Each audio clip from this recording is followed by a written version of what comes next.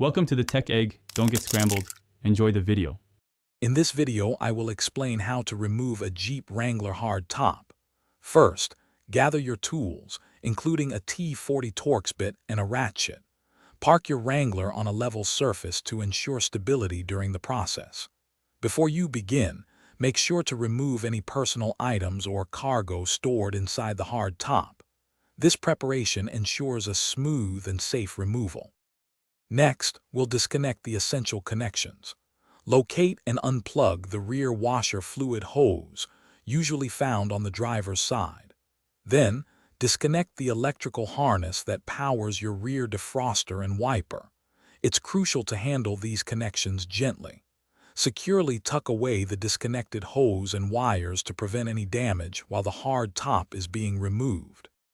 Now, let's unfasten the hard top. Use your T40 Torx bit to unscrew the 6 bolts that secure the hard top to the Jeep's body. There are 3 bolts on each side. Additionally, release the 2 quick-release latches located inside the rear window area. Double-check that all fasteners are completely removed and nothing is still holding the top in place. Finally, it's time to lift the hard top. This step requires at least one helper, as the hard top is heavy and awkward to manage alone. With assistance, carefully lift the hard top straight up and off the vehicle.